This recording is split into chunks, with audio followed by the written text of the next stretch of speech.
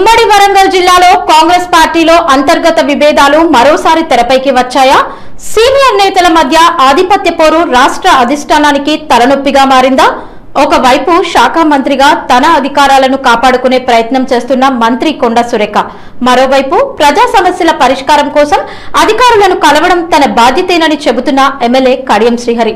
ఇద్దరు సీనియర్ నేతల మధ్య నెలకొన్న ఈ రాజకీయ వివాదం ఇప్పుడు రాష్ట్ర రాజకీయాల్లో చర్చనీయాంశంగా మారింది.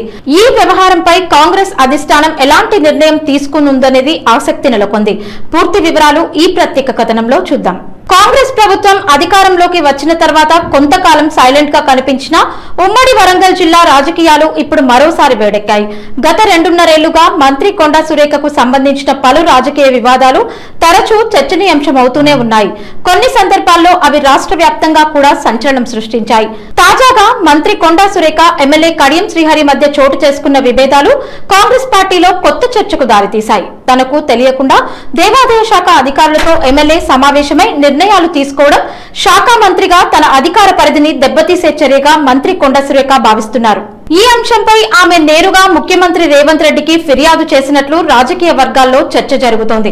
తన శాఖలో జరిగే సమావేశాలకు తనను పక్కన పెట్టడం సరైన విధానం కాదని మంత్రి కొండ సురేఖ అభిప్రాయపడుతున్నారు. ఇది కేవలం పరిపాలనా అంశం మాత్రమే కాకుండా తన రాజకీయ ప్రాధాన్యతను తగ్గించే ప్రయత్నంగా కూడా ఆమె భావిస్తున్నట్లు సమాచారం.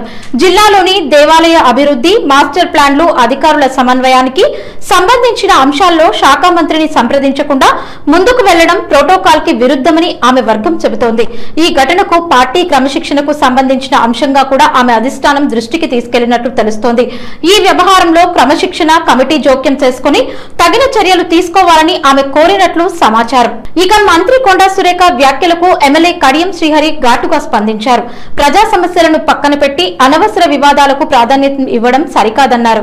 వరంగల్ తూర్పు నియోజకవర్గంలో ఎంజిఎం ఆసుపత్రికి శాశ్వత సూపరింటెండెంట్ లేకపోవడం, నగరంలో డ్రైనేజ్ సమస్యలు, ప్రజలకు సంబంధించిన అనేక సమస్యలు పరిష్కారం కోసం ఎదురు చూస్తున్నాయని గుర్తు చేశారు.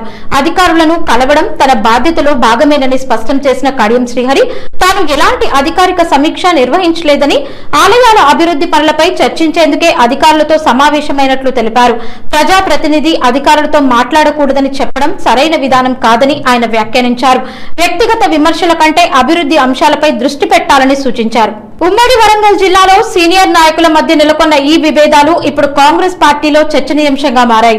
ఒకవైపు మంత్రి కొండ సురేఖ తన అధికార పరిధిని కాపాడుకునే ప్రయత్నం చేస్తుండగా, మరోవైపు ప్రజల సమస్యల పరిష్కారం కోసం అధికారులను కలవడం ప్రజాప్రతినిధిగా తన బాధ్యతేనని కడియం శ్రీహరి చెబుతున్నారు.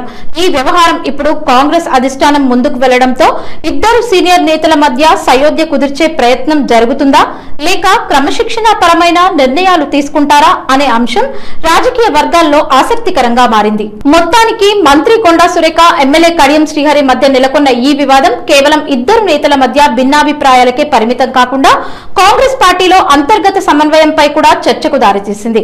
ఈ వ్యవహారంపై పార్టీ అధిష్టానం ఎలాంటి నిర్ణయం తీసుకుంటుంది?